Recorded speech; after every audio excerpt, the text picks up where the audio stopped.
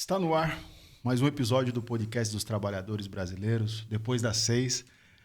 Daqui a pouquinho eu vou falar quem está aqui com a gente hoje, vai ser uma noite muito especial, né? Antes eu queria dar boa noite para a Nicole. E aí, Nicole, como vão as coisas? Boa noite, tudo bem? Estou super animada, feliz com o dia de hoje. E vocês, como estão? Fala aí, Érico. Tudo bem? Trabalhando bastante, mas depois das 6 é para descansar e conversar. Vamos nessa. É isso aí, galera. Hoje é um convidado muito especial para nós aqui. A gente continuar agradecendo os nossos apoiadores. Então, a Eleve Saúde, que é onde eu trabalho, tem atendimento pediátrico comigo, tem atendimento da fonoaudiologia, a Roberta e a Giovana, e atendimento da geriatria com a Débora. Um atendimento de excelência humanizado, lá na rua Bernardo Guimarães, 105, sala 806, do prédio Alavanca Business, em Sorocaba. A gente também tem o apoio do Correia Racing, que fez os nossos bonés. Hoje nós fizemos o sorteio, né, de 3 perfumes aí do nosso apoiador G Perfumes e do boné feito pela Correia Racing. E a gente tem então o apoio da G Perfumes, esse perfume que não é só a fragrância, a essência da elegância em um só frasco. Perfumes de alta qualidade, de alta fixação, de alto poder de persuasão, vamos dizer assim. Onde você passa, você deixa a sua presença marcante. Gostaria, então, de presentear o nosso convidado com o Bleu Didi, né? Ele é um perfume marcante, assim como você, Vitor Hugo. Obrigado. Nosso convidado especial. Ele que é psicólogo, mestre em saúde pública, está fazendo doutorado em saúde pública, é influencer, é professor de inglês agora também. E é tudo mais, o que mais é o Vitor Hugo. Ele tem tanta coisa que a gente até se perde na apresentação. Produtor da bolha. Produtor da bolha. Não só produtor, criador. Né? Apresentador, diretor, sofredor. E também, né, participou do BBB em 2020? BBB 20. 20, isso aí. Então, seja bem-vindo ao nosso podcast. Obrigado, gente. E vamos lá hoje tirar a história que tem assunto. Pois é, deve ser muito difícil, né? Diante de tantas facetas de Vitor Hugo, como que você costuma se apresentar assim, cara? Tem alguma... Eu vou no contexto. Eu vou do contexto. Quem é Vitor Hugo aqui agora? Se eu estiver na prefeitura lá trabalhando, aí eu sou psicólogo. Aí agora eu sou o Vitor Hugo Tudão. Aqui de corpo e alma, mente lavada. Tudo junto. E aproveitando então, né, o nosso nome aqui do podcast é Depois das 6, né? Quem é Vitor Hugo depois das 6, geralmente? Um Vitor Hugo dormioco. Porque, nossa, dormir é bom. Recomendo dormir. Durmam. Mas aí onde é que você arruma tempo para fazer tudo que você faz? Mas depende da época. Depende da época. Mas sabia que assim, eu faço muita coisa, mas não fico sem dormir. Não fico prejudicando minha saúde mental. Não sou essa. Eu consigo equilibrar muito bem meu tempo. Legal. Eu consigo ajustar as coisas. Não sou... Eu sempre tive esse ritmo. Na verdade, eu não consigo ficar sem fazer muita coisa. Me dá uma agonia, entendeu? Isso é uma coisa que eu já até levei pra terapia. Porque eu não consigo. Tipo assim, se eu sinto que eu não tenho muitas coisas pra fazer, assim... Se eu não estiver em movimento, eu começo a ficar mal. Eu começo a falar assim, nossa, como assim? Eu preciso fazer alguma coisa diferente, sabe? Então, eu acho que é uma coisa que sempre veio de mim mesmo, assim. Podemos dizer que você é um workaholic organizado. Eu não me acho o workaholic, sabia? Não me acho, assim, aquele cara que super trabalha e tal. Eu acho que eu sou um cara animado, sabe? Aí, na minha animação, eu vou lá, me empolgo. E eu acho que eu também tenho muitos objetivos, muitas vontades, assim, sabe? E eu acho que isso me motiva. E aí eu acabo, enfim, dando asas àquilo que eu quero fazer, né? Eu acho até que muitas pessoas talvez tenham vontade de fazer muitas coisas e acabam não tentando ou não vivendo tudo aquilo que querem viver. Eu já considero que o que eu tenho vontade, eu vou lá, dou um jeitinho, corro atrás e faço. Né? Eu, pelo menos... tento que seja sempre assim. Peraí, tá acontecendo alguma coisa aí. Fala aí, Nicole. Tá tentando explicar alguma coisa aí. Desculpa, gente. Não, Que eu só aconteceu? queria que você puxasse um pouquinho o seu fio do microfone. porque ele tá aparecendo na câmera. Ah, era só isso, desculpa. Tava puxando tudo já, menos o fio, né? Eu ia puxar a mesa aqui. Desculpa. Como diz, acho que Teatro Mágico tem uma frase que fala, no fundo é simples ser feliz, mas difícil é ser tão simples, né? Não é? Às vezes as coisas são simples e a gente vai complicando tudo, né? Vitor, enquanto você estava falando, me veio uma pergunta. Diante desse ânimo, né? A partir desse ânimo que você tem e que te levou para vários lugares, qual que foi o primeiro impulso, assim, né? Ser psicólogo, músico, influencer? Onde é que começa, assim, essa Onde que começa? Acho que começa com muita confusão. confusão? Achei que quando eu tava no meu ensino médio, eu me batizei adventista do 7º dia, no 2º ano do ensino médio. E aí, no ano seguinte, eu ia fazer o Enem. E aí, eu tinha ido para uma missão de evangelismo, né? Fora da minha cidade, lá no Maranhão, sou de Imperatriz, né? Maranhense. E aí, eu fui para esse evangelismo. E aí, ficou que para minha mãe fazer a minha matrícula no Enem. E aí, ela me matriculou e aí a prova caía no sábado, né? Então, quem era sabatista, né, tinha a opção de fazer a prova depois das 6 horas, para não pegar antes do pôr do sol, né? E aí ela não colocou essa opção, porque era, tipo assim, era um campo de deficiência. Você fazia a ficha, a gente assim, você tem alguma necessidade especial? Aí era assim, você é deficiente ou sabatista, né? Era assim, né? Então ela falou, não tem necessidade especial nenhuma, né? E, enfim, aí ela acabou não colocando essa opção. Então eu perdi o meu Enem no ano do meu 3º ano do ensino médio, assim. Então, eu fiquei muito triste e, assim, eu tava estudando muito pro Enem, né? Porque justamente por conta dessa questão religiosa.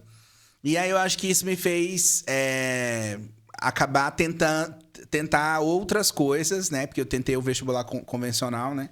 E aí, acabei passando em engenharia florestal. Aí, comecei em engenharia florestal, depois... Aí, assim, só porque eu não queria ficar parado, entendeu? E também porque os meus pais ficavam falando várias coisas, né? Eu sempre fui muito bom em matemática, essas coisas. E aí os meus pais queriam que eu fizesse coisas na área de engenharia, essas coisas. Então eu nunca quis, nunca gostei, mas eles queriam. Aí fui, comecei engenharia florestal, larguei. Aí comecei também engenharia de alimentos, também larguei.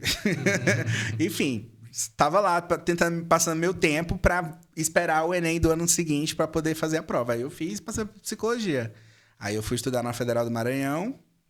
Aí eu me mudei para São Luís para fazer psicologia.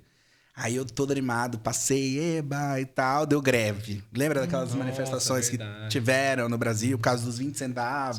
2013, mais ou menos? Foi 2012. Aí foi isso, foi nessa época. Aí deu greve. Eu falei, mano, como assim? Aí eu já tava com essa ideia de evangelismo, né? Eu já fazia vários evangelismos. E aí eu comecei a falar, cara, eu acho que eu tenho que ser pastor. E aí eu resolvi fazer a faculdade de teologia. Aí eu fiz a prova, que é muito concorrida, pro NASP, que é a Universidade Adventista de São Paulo, aqui em Engenheiro Coelho, no interior. E passei. E aí consegui bolsa, né, integral e tal para estudar. E aí eu fiquei naquela. E agora? O que eu faço, né? Aí vim para São Paulo para fazer teologia. Aí tranquei psicologia. Fiz 1 ano de teologia no seminário e tudo. Foi bem legal, foi muito bacana. Mas eu falei assim, não é o que eu quero para minha vida, né? Não é o que eu quero para minha vida. Acho que principalmente porque eu queria pegar os pastores. Então, tipo, eu cheguei lá, aquele bando de homem. Não peguei. Não peguei. Mas aí eu falei, não tô sendo muito coerente. Aí fui pra psicologia, voltei pra psicologia, só que aí eu fiquei aqui em São Paulo, né? Eu acho que no fundo, eu só queria vir pra São Paulo. Porque eu já tava tentando sair lá do Maranhão há muito tempo. E os meus pais queriam que eu ficasse lá, porque, né, perto de casa, aquela coisa, eu sempre quis sair de casa, né? Tanto é que teve um período que eu fui morar no Amapá também, com os meus tios, né? Eu tenho família lá. Aí fui um tempo lá. Sou danado. Aí é isso. Aí comecei psicologia. Se vocês deixarem, eu vou falando aqui. Vai embora, gente. Aí comecei psicologia, aí eu era bolsista, né? Eu consegui levar a bolsa do NASP em Chico Coelho pro NASP em São Paulo. Aí comecei a trabalhar na academia, né? Trabalhava na academia lá, carregando peso. Aí depois me colocaram na recepção, depois desci pra secretaria. E depois, um dia eu dei uma provocada lá no reitor da faculdade, falando assim, nossa, como assim? Aqui não tem programações culturais e tal. Aliás, tá achando ruim, faz. Ai, menino. Falou pro cara errado, menino. Aí eu fiz, assim, um musical gigante no colégio, tipo, envolvendo mais de 150 pessoas. Foi um negócio muito grande. Chamei, fui lá na salinha dele, lá na reitoria, entreguei o convitinho pra ele aparecer. Lotou, foi um sucesso, foi muito legal, que foi o Notas de Amor, o musical. E o Notas de Amor acabou dando frutos, né? Então, do Notas de Amor, que envolveu muita gente, acabou surgindo um meu grupo musical, que era o Amor e Notas, que era um grupo meu e do Jadiel, que é um amigo meu de infância. Olha que loucura, é um amigo meu de infância que também veio para São Paulo, a gente se reencontrou em São Paulo. E aí a gente fez esse grupo, e foi um grupo que deu super certo, a gente chegou a gravar coisas também. E aí eu comecei a fazer musicais. Aí, nisso, né, como deu uma repercussão muito bacana, aí o pró-reitor da universidade me convidou para assumir a parte cultural da universidade, né? Então, aí eu comecei a fazer as programações da universidade, né? Tanto da parte do templo lá, né? Porque tem os cultos também, que aí era um ministério chamado Integração, que era bem legal. Quanto também coisas culturais e tal. Então, nessa aula, cheguei também a dar aula de religião algumas vezes e tal. Então, foi bem legal, gostei bastante. Aí, nisso, né? Eu comecei a fazer mais peças. Então, fiz depois uma outra peça que foi Hoje é Diferente, que também foi muito legal. Aí, fiz O Segredo de Alexia, que é uma outra peça. Aí a gente fez um musical também chamado Raab. E, enfim, aí foi, assim, era muito legal. A galera super abraçava, gostava bastante. E aí foi nesse período que eu falei assim, cara, eu amo escrever. Porque, tipo, eu fazia os roteiros, fazia as músicas, fazia tudo. Já cantava com um grupo e tal. Então eu falei assim, cara, eu amo escrever. Eu sempre gostei muito de televisão. Eu sou louco por novela. Tipo assim, o maior sonho da minha vida é escrever novela, inclusive. Né? Assim, é o sonho que ainda não realizei, né? Já escrevi série, já escrevi filme, mas não escrevi novela ainda. Tenho sinopse e tal, estudei com o Agnaldo Silva, com a Duca Rachid, a Thelma Guedes, que são autores de novela, né? O Carlos Lombardi também, já fiz curso com ele. Então, assim, me capacito, né? A minha mentora é a Ingrid Zavarese, que é, pô, maravilhosa, inclusive... A gente fez uma série que a gente está tentando ainda vender, que é o Vai Que a Gente Morre, que é uma comédia de idosos que querem fazer... realizar os seus sonhos antes de morrer, né? Então é bem legal. Enfim, a gente está tentando vender essa série. Que mais? É isso. Aí foi bem legal, assim. Eu fui lá acompanhar... Ela recentemente gravou uma série com a Record, né? Sobre violência doméstica, que é Estranho Amor, né? Já foi até pro ar. E aí fui lá acompanhar as gravações no Rio e tal. Então foi bem legal. Então eu sinto que cada dia mais eu tô entrando mais dentro desse universo. Já fiz curso na EBAC também, de roteiro. Eu tenho um curso de formação de roteirista mesmo. Fiz cinema na IC. Tenho 2 curtas, metragens. Quantas vidas pra fazer tudo isso, cara? Pelo amor de Deus. Isso que ele não falou metade do que ele já danado. fez, né? Porque daqui a pouco vem mestrado, daqui a pouco vem doutorado. Então, eu conciliar nessa época... Aí quando eu comecei a fazer essas coisas de escrever e tal, foi quando eu resolvi fazer letras, né? Aí eu falei, cara, eu vou fazer letras. Aí eu cheguei, foi muito louco, porque na hora que eu cheguei lá na faculdade pra fazer a matrícula, eu falei, a mulher perguntou, letras o quê? E eu não tinha pensado nisso, tipo assim, que tinha português, inglês. Aí eu falei assim, bota inglês aí, que é bom que no fim a gente já também aprende inglês, já sai falando inglês, né? E hoje minha família mora na Inglaterra. Então, tipo assim, tudo tá conectado. Aí formei. Aí eu formei junto. Cara, inclusive foi uma coisa muito louca. Porque eu quase não ia formando, porque as 2 formaturas caíram no mesmo dia. Nossa. A minha sorte foi que uma foi de manhã e a outra foi à tarde, você acredita? Nossa. De Nossa, psicologia formou e 2 letras. vezes no mesmo dia? No mesmo dia. Caraca. Imagina a correria. Né? Cara. Não, e eu descobri que eu tinha passado no mestrado na sexta.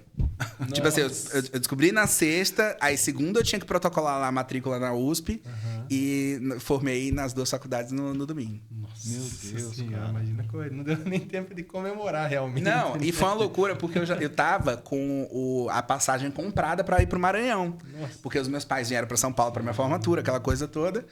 Meu pai comprou uma passagem de pau de arara, cara. Horrível, um ônibus horrível, horripilante, cara.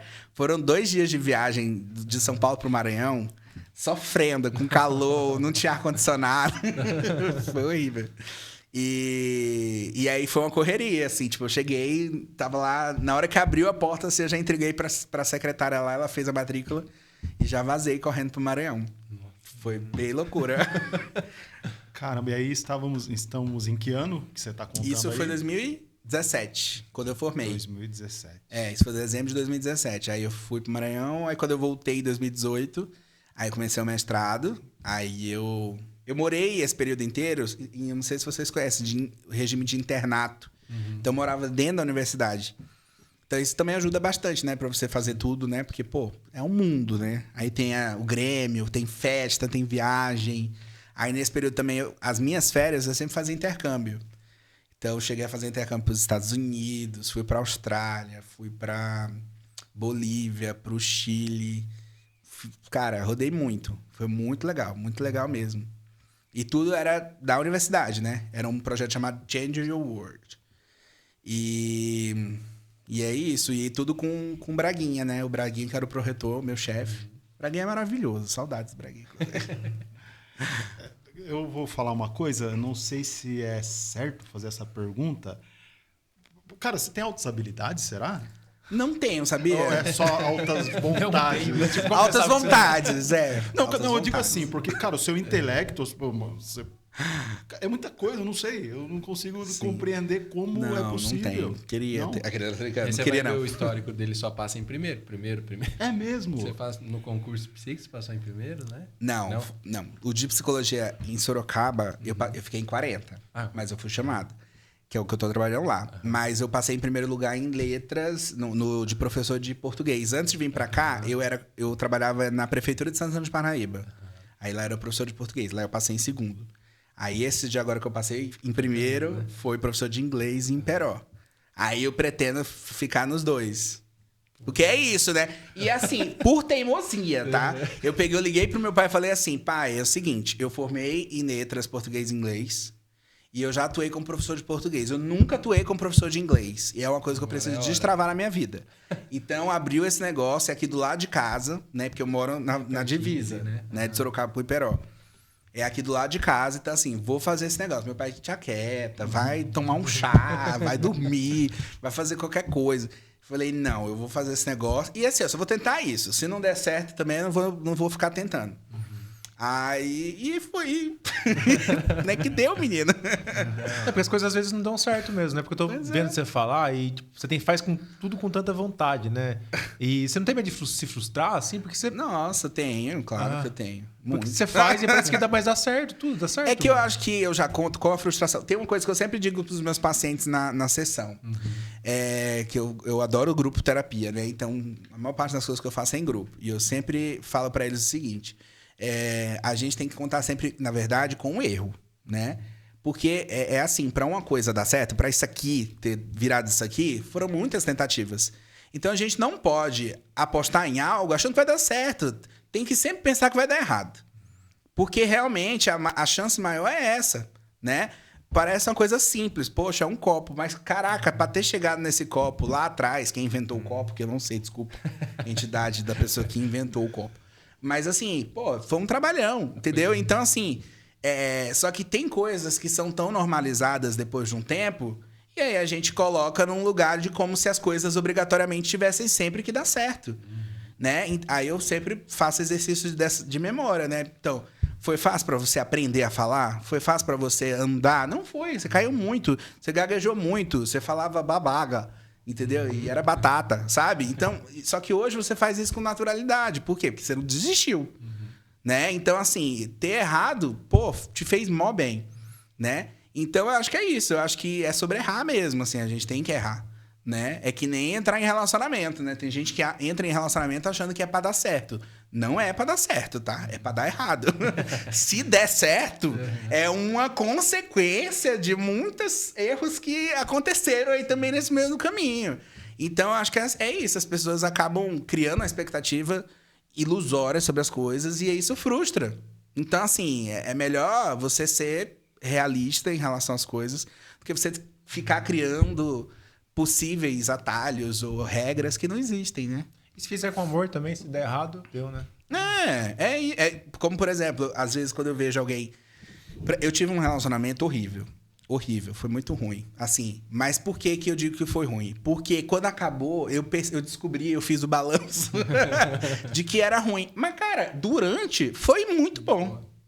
Durante foi muito bom. Em nenhum momento eu parava assim, nossa, que ruim, tô sofrendo e tal. Não, quando acabou, ou seja, depois de muitos erros, mesmo a minha percepção achando que era muito legal, aí depois, quando acabou que eu fiz balanço, aí que eu vim perceber que não foi tão legal assim.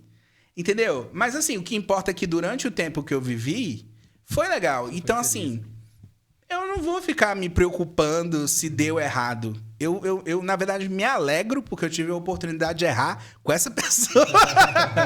Não é? Aprendeu, Imagina se fosse a pessoa real, oficial, que eu estaria junto agora. Que caos, né? Seria horrível. Então, que bom, cara. Tipo, não deu certo, mas eu acho que não ter dado certo, deu muito certo. Né? Fez muito bem. E isso é um tema, assim, importantíssimo, né? A gente estava até... hoje de manhã, eu e o Marcelo trabalhamos juntos, né? Nós estávamos falando sobre isso mesmo, da questão da frustração. Hoje as pessoas elas não aceitam se frustrar, elas querem tudo mastigado, tudo que dê certo. Inclusive para a criança, né? Eu como pediatra, eu falo para as mães, eu sou contra aquela terapia positivista. Eu acho que tem que existir o não em alguns momentos. Claro que você não vai ser um não grosseiro, não vai ser um não bruto, mas você saber limitar também a atividade da criança de uma maneira que ela saiba o que ela pode fazer e o que ela não pode fazer. Porque isso, eu acho que está tendo, né, nessa geração atual, nós, quem é pai da nossa idade, a gente tem um pouco de dificuldade, eu mesmo tenho dificuldade com os meus filhos, de falar não, porque graças a Deus hoje a gente vive num mundo que não é um mundo tão escasso, né? Eu, na minha infância, a gente viveu um pouco mais de escassez, hoje não tanto mais. Então, a hora que o meu filho pede, fala, ai meu Deus, que difícil falar não. Mas é importante falar o não, né? É importante para ele realmente saber que em determinado momento eu vou ter um não na minha vida. Não é só do meu pai, mas lá na frente seja um não, né? Então, esse pensamento que você falou, acho que é extremamente importante, de você saber que, olha, eu fiz tudo com o melhor que eu pude fazer, não deu certo, bola para frente, né? Acho que isso é importantíssimo, essa fala. Sim. E falando em nãos da vida, cara, entrar no Big Brother é uma coisa muito difícil, né? Sim. Tipo, a maioria Total. que tenta ouve um não, né? Porque, pô, entre quantas inscrições deve ter? Muita, né? Mais 100 mil. É um negócio louco, né? É o sonho de quase todo mundo. E era o seu? E eu sei... Hã? Era o seu sonho também? Cara, era meu sonho. Era? Você acredita? Era meu sonho. Mas eu quando eu me inscrevi, eu só me inscrevi uma vez, né? E eu entrei na primeira. Então, assim, eu entrei de primeira. Então, assim, eu tinha colocado na minha cabeça, quando eu me inscrevi, que eu só ia me inscrever uma vez também. Tipo, eu não ia me inscrever duas. Eu só ia me inscrever aquela vez. E deu certo, né? Olha só. Tem a ver com isso, né? Tentar, né? Você foi lá e tentou. Você acreditava que poderia? Acreditava. Chegou com fé. Não, é assim, ó. O que aconteceu, né? Eu tava no mestrado, eu tinha acabado de terminar a minha dissertação, tinha acabado de terminar o meu curso de cinema, e aí eu tinha conseguido uma galera muito legal para poder fazer a gravação da minha primeira série, que era o Tudo por um Momento. E aí tinha conseguido já elenco, diretores e tal, já tava um negócio bem andando, assim, né? E aí eu falei assim, cara, e ano que vem? O que eu vou fazer? Porque eu não queria saber de doutorado, né? Eu saí e falei assim, cara, agora eu preciso trabalhar, eu quero, não sei, eu quero fazer qualquer coisa, menos estudar. Porque eu passei minha vida inteira estudando, eu já não aguentava mais, né? Porque como eu falei, eu não sei se ficou claro, mas assim, eu fazia psicologia e letras juntos. Então, assim, cara, era muito puxado, entendeu? Só que, enfim, acho que tudo tem que acontecer como é que é pra acontecer. Quando eu transferi meu curso de teologia pra psicologia, eu aproveitei muita matéria de teologia na psicologia, muito. Aí eu já entrei na psicologia no 4º semestre, entendeu? E quando eu fui pra psicologia, porque o primeiro ano praticamente todo eu aproveitei. E na minha faculdade tinha psicologia de manhã e à noite. Então o que eu poderia fazer? Fazer matérias intercaladas. Então quando eu entrei já no 4º e eu fazia matérias do 8º, entendeu? Do 8º, 7º, 6º. Então, quando eu cheguei no meu último ano da faculdade de psicologia, eu só fazia estágio. Eu não tinha mais nenhuma matéria. Entendeu? Então, isso ajudou muito para que eu pudesse fazer os meus estágios de inglês e também pudesse me dedicar para fazer a dissertação, o projeto para a dissertação do meu mestrado. Porque também é uma coisa... Pô, é trampo. Para você entrar no mestrado, é trampo. É muito trampo. Então, foi por isso que eu demorei tanto para querer entrar no doutorado. Porque eu tinha consciência de que eu ia ter que ter muita paciência para... Porque não é uma coisa simples e fácil e legal. Não é. Eu acho assim, quem romantiza tá ferrado. Eu não acho que é uma coisa legal e fácil. Mas é uma coisa que eu acho que te faz crescer bastante. Acho que ser pesquisador é uma coisa muito massa, assim, que é uma experiência muito legal. Sabe, você lidar com tantas adversidades dentro de uma pesquisa. E, no caso, eu era bolsista do CNPq. Então, assim, tinha questões, né, que você tinha ali que entregar e tal. Mas foi muito legal. Tipo, a minha pesquisa foi sobre estresse dos professores de pós-graduação. Então, eu estudei a própria USP, né? Então, fui em vários campos. Fui em São Carlos, Ribeirão Preto, campus da capital e tal. Então, tipo, nossa, foi bem legal, né? Só que é isso, frustrações, né? Que a gente tava falando. Tipo, eu não consegui até agora publicar o meu mestrado como artigo, né? É uma coisa que eu tô tentando, inclusive. Da hora que eu tava respondendo aqui, era a minha orientadora falando, e aí, publicou? Não consegui, Cláudia, ainda não. Mas vamos conseguir. Entendeu? Porque, tipo assim, pro doutorado, né? Porque ainda não entrei 100%. A gente tá terminando de preparar o projeto pra voltar. Mas é fluxo contínuo, né? Então, é basicamente entregar o projeto. Mas é isso, mas é uma coisa assim que eu quero muito, cara. Eu queria muito publicar esse artigo, porque eu acho que vai ser muito legal. E também porque, poxa, deu trabalho pra caramba. Né? Mas é isso, eu acho que é sobre conciliar as coisas que você quer mesmo. E aí o Big Brother apareceu nesse momento. Então eu tava vivendo tudo isso. Aí eu falei, cara, quer saber? Acho que é o momento de me inscrever numa parada dessa. Pra descansar, né? Espera pra... Não pensava nisso. Então, eu imagino, cara. Porque você saiu do mestrado, já foi pro Big Brother, cara. Não, eu tinha consciência de que o Big Brother ia ser pedreira, né? Nossa, então. Isso eu tinha consciência. Mas assim, aí eu me inscrevi totalmente assim, despretensiosamente. Mas tendo consciência que meu vídeo era bom. Por quê? Porque eu me lembro que eu terminei a gravação do meu vídeo da inscrição. E aí eu falei assim, cara... Aí eu pedi pra porteira lá da USP, que eu gravei lá na USP. Pedi pra porteira da USP olhar. Aí ela assistiu, ela... Rapaz, interessante, né? Falei assim, acho que tem uma chance. Aí fui chamado pra seletiva... Passei lá em todo aquele processo, porque é bem legal, né? Porque, tipo assim, tem, sei lá, 200 pessoas lá no hotel... E vários psicólogos espalhados, eles te olhando lá, vendo as interações e tal. E aí, num certo momento, eles te chamam, assim, meio que te dão uma sequestradinha básica em relação a todo o resto. E você vai para uma sala especial, assim, para gravar um vídeo. Então, ali naquele momento, eu já falei assim, opa, acho que o negócio tá rolando de alguma forma, porque não estou com os demais. E aí, e era isso mesmo. E aí, eles falaram, olha, assim, em qualquer momento vazar, você tá fora. Então, não contei pra seu ninguém. Pra ninguém, não contei pra ninguém. E aí, fui pra etapa do Rio. Aí, fui pro Rio, gravei lá. Chorei pra caramba. Tipo, Porque aconteceu muita coisa doida comigo. Tipo assim, nossa, eu tinha um congresso no Paraguai, já comprado passagem e tudo pra ir. E aí a produção do Big Brother me ligou, tipo, 2 dias antes, falando assim, olha, daqui a 2 dias você vem pro Rio de Janeiro pra etapa da gravação. E eu não ia falar assim, eu tenho um congresso no Paraguai, entendeu? Assim, foda-se o congresso no Paraguai. Foi a primeira coisa que eu pensei. Eu falei assim, não, claro, pode contar comigo e tal, né? E aí eu não fui. Aí não fui pro Paraguai, perdi dinheiro pra caramba. Mas aí fui pro Rio. E aí, cara, eu quase fui atropelado no caminho. Aí tipo, eu sou meio desses, né? Eu sou meio intuitivo dessas coisas. Do tipo, jogos astros. Não sou muito dos astros, mas assim, acredito muito em intuição, né? E aí, cara, eu tava no ponto de ônibus pra ir pro aeroporto. E aí uma viatura da polícia tava em perseguição com um bandido na frente. E aí eu só sei que nessa aí, cara, a viatura da polícia invadiu a calçada, assim, quase me pegava. Tipo, só não me pegou porque a mulher do cachorro quente que tava do lado me puxou assim, sabe? Já calejada.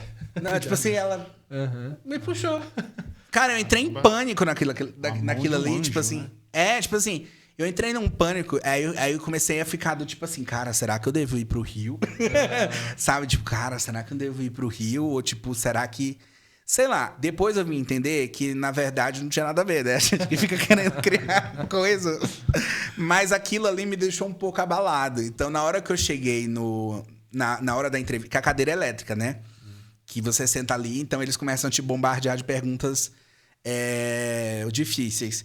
Então, eu tava muito em estado de alerta, assim, sabe? Então, eu acho que isso me ajudou a ir muito melhor também. Sabe, tipo assim, entendeu? Sim. Aí você vai Ligou vendo... adrenalina ali e tal, exatamente. Aí já foi nesse... Tanto que o pessoal até usou, tipo, perguntar assim, porque eu não bebo, né? Aí o pessoal falou assim, mas você não bebe? O que? Uma das perguntas que fizeram. Você não bebe? O que você vai fazer no Big Brother, nas festas? Eu falei, meu amor, não sou movido a álcool, sou movido a gasolina. Minha gasolina é interna. E aí colocaram essa parte na chamada, inclusive. Caramba. Que resposta boa, né? Foi boa, né? Boa, Deu certo. Mas aí eu me lembro também que me perguntaram assim, porque você se considera muito inteligente. Não, é assim, eles colocaram placas. Aí você tinha que escolher a placa. Você tinha que escolher a placa que você mais se identificava. Aí tinha várias placas, tipo assim, eu sou barraqueiro, eu sou egoísta, eu sou incrível, eu sou especial. Aí eu escolhi a placa assim, eu sou muito inteligente. Aí eu escolhi, né? Aí a psicóloga lá, né, da seleção pegou e falou assim... Você é muito inteligente? Então quanto é que é 77 vezes 645? Eu falei, não sei. Aí ela... não era inteligente? Eu falei, então, mas é porque, segundo Gardner, as inteligências são múltiplas. Então eu posso não ter a inteligência matemática, mas eu tenho inteligência intrapessoal, interpessoal, artística, blá, blá, blá. Aí falei, né? Tipo, lá... Aí ela... tipo... Passou no teste. Aí anotado aqui. Não sei se foi isso, mas teve isso, né? Então, eu acho que foi isso. Essa foi a viagem. Aí deu certo, né? Tipo... E eu fui bem cara. Tipo, não forcei nada. Não forcei nada. Eu sou esse cara mesmo, né? Sou espontâneo, sou cara de pau mesmo. Né? E pensando assim... Entrei. Entrou. E assim, pro pessoal da sua família já era meio esperado, sim, esse desvio de rota, vamos dizer assim, né? Porque você tava... meus total, pais... De repente... Meus pais sempre... meu pai tinha uma banda de forró, né? Então eu cresci numa banda de forró. Já tem meio artístico pra puxar, né? Não, meu pai não é... Meu pai era artista, você acredita? Meu pai era o empresário da banda, entendeu? Então, mas assim, ele gosta da arte, mas eles eram artista. E aí ele, na verdade, ele toca tuba. Esse é a única coisa que o meu pai faz de música, assim. Ele tocava tuba no exército. Mas, enfim. Mas ele sempre teve essa vontade. E aí ele fez uma banda de forró, sei lá, 2002. E foi até, sei lá, uns 2010, assim, a banda. E fez sucesso, cara. Fez bastante sucesso lá no Maranhão. Eu me lembro que a gente viajava, fazia turnê pro Piauí, pro Goiás, pro Tocantins, pro Pará, sabe? E eu ia atrás. E aí o meu pai tinha o palco, o som, a luz e a banda. Então era completa, né? E... Aí eu me lembro que às vezes eles não deixavam eu ir, né? Porque, tipo, dependendo do lugar, né? Não era lugar pra criança tá. Aí meus pais falavam assim, se você for, o conselho tutelar vai levar você da gente. Aí eu, ai meu Deus, eu ficava morrendo de medo do conselho tutelar. Mas eu ia mesmo assim, às vezes eu entrava lá escondido, ficava no camarim. Aí quando eu fui crescendo, né, aí eu já fui subindo no palco, né? Aí eu subia no palco, cantava, fazia back vocal, então sempre fui desses. Que da hora. Aí era Banda Meu Sol, o nome da banda. Aí chegou a gravar DVD e tudo, foi bem legal. Tipo, mano, chegava a cantar com Calypso, Caramba. com, sei lá, com Cavaleiros do Forró, Mastruz com Leite, tipo, são bandas grandes, né? Líbanos. Então era bem legal. E aí, minha casa morava muita gente, né? Porque minha casa lá no Maranhão é de andar. E aí, os músicos dormiam lá, moravam lá. Moravam os músicos. Tipo, eu dividia meu quarto com um cantor da banda, sabe? Que o meu pai trouxe do Arame, que é uma cidade pequenininha lá no Maranhão, sabe? Tipo assim... Então era muito dinâmica. Às vezes eu ia dormir, acordava e tinha uma pessoa que eu nunca vi na minha vida lá. Era meio que assim. Então eu sempre fui bem fora da casinha, assim, né? E aí, tipo, aí dormia em caixa de som, essas coisas, assim. Era danado.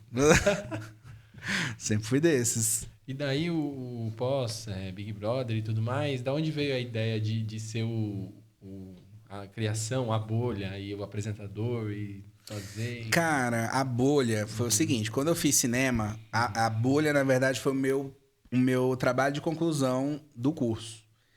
E aí, só que na época se chamava Se Foi You, que era pra ser um reality de música. É a bolha, só que com música.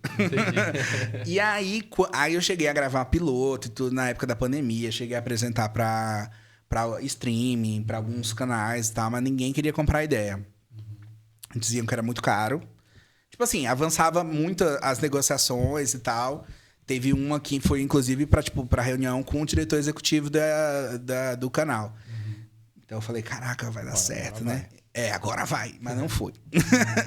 E aí eu fiquei frustrado, porque eu falei assim, cara, a ideia é muito boa, sabe? Eu não vou deixar essa ideia morrer. Aí foi quando eu conheci a Ingrid, né? A Ingrid Zavarese, que foi minha mentora no curso de roteiro, que depois eu cheguei a fazer um outro curso de roteiro. E aí ela falou, cara, você tem que levar isso pra rodada de negócio. Vai para as rodadas de negócio, mostra pros players, uma hora vai dar certo. E não deu certo, cara. Aí eu fiquei irritado, eu fiquei assim, cara, não vou deixar esse negócio morrer. Aí falei, vou atrás de patrocínio, né? Sou um influencer, as pessoas me conhecem, vou atrás de patrocínio. Não consegui patrocínio. Ninguém quis apoiar, ninguém, assim, todo mundo ignorava, falando, isso aí não vai dar certo nunca, sabe? Porque eu entendo que era tipo, a bolha é meio fora da casinha mesmo, né? Eu tenho consciência disso. Mas assim, eu falei, quer saber? Ninguém acredita, eu acredito. Então eu fui lá, peguei, juntei uma grana e eu mesmo fiz. Eu mesmo paguei o estúdio, eu mesmo fui atrás de tudo. E era eu e uma pessoa, que era a Andréa Duarte, que é a produtora do programa junto comigo. Que nessa segunda edição ela não pôde participar tanto.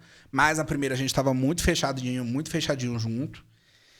E saiu, cara. E foi no primeiro episódio, virou, tipo assim, uma febre, né? Explodiu, todo mundo comentou, todo mundo só falava sobre a bolha, canais gigantes, e saiu em notícia e tudo e tal.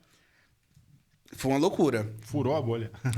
Furou a bolha, Aí aquilo eu falei, caracas, mano, eu acho que o negócio vai dar certo. E terminou a primeira semana, eu estava destruído. Porque, cara, é muito, muito, muito difícil você fazer tudo ao mesmo tempo. Primeiro, começa por aí. Eu tinha acabado de passar em Sorocaba, né? Na prefeitura de Sorocaba. Foi na época que eu te conheci, inclusive. Foi exatamente. E aí, assim, eu não tava legal naquela época, psicologicamente. Eu tava mal. Por quê? Porque eu morava lá em São Paulo e eu tava bem em São Paulo. E quando eu passei no concurso, porque é aquela coisa, eu nunca considero que vai dar certo. Só vai. Eu fiz concurso de Sorocaba, falei, nem lembrava mais, porque foi em 2022, eu fui chamado em 2024, né? Aí me chamaram. E eu já tava lá em Santana de Parnaíba, porque minha vida antes de vir pra Sorocaba era... De manhã eu trabalhava na clínica, eu tenho terapia ABA, né? Então eu trabalho com um autista e tal. Então eu trabalhava numa clínica de manhã e à tarde e à noite eu fazia Santana de Parnaíba. E então eu tinha 12 turmas, era um negócio bem grande. Mas por quê? Por escolha minha. Sim. Porque quando você entra, né, para dar aula, eles perguntam assim, você quer quantas atribuições? Falei, enche. Eu quero é dinheiro. Porque eu tava com medo, porque eu queria pagar a bolha, né? E eu sabia que eu não tinha patrocínio. E eu falei, eu não vou deixar de fazer. Então eu falei assim, aí eu fiz os cálculos lá, dava tipo uns 12 mil reais, né? Que eu ia ganhar dando a carga cheia, que é 60 horas de professor, né? Falei, cara, preciso desses 12 mil. Então, foquei, tipo, são 12 mil. Assim. Mas, cara... Eu tava exausto. Tipo assim, eu tava trabalhando de manhã, de tarde e de noite. Mas eu sabia que era um mês. Então eu falei, um mês dá pra aguentar. E também, eu não sentia... Eu sentia exaustão física no sentido de que eu nunca fui de acordar cedo. Eu não sou uma pessoa... Eu sou vespertino, né? Meu cronotipo é vespertino. Então, assim, eu não sou aquela pessoa que acorda cedo. Quando eu acordo cedo, eu me sinto... Sei lá, eu fico muito cansado. mas eu não tinha um cansaço físico, coisa assim, entendeu? Era só mesmo preguiça. Preguiça de acordar cedo. Aí era isso, mas eu consegui conciliar bem, assim. Só que... Mas eu tava nesse pique. Então, quando eu descobri que eu passei em Sorocaba, eu falei, caraca, eu vou ter que abrir mão dessa minha vida que eu tô achando tão legal. Porque eu tava, de verdade... Eu amava trabalhar na SBM, que era a clínica. Eu amava trabalhar com o pessoal lá. Eu amava dar aula nas escolas. Eu tinha 12 turmas.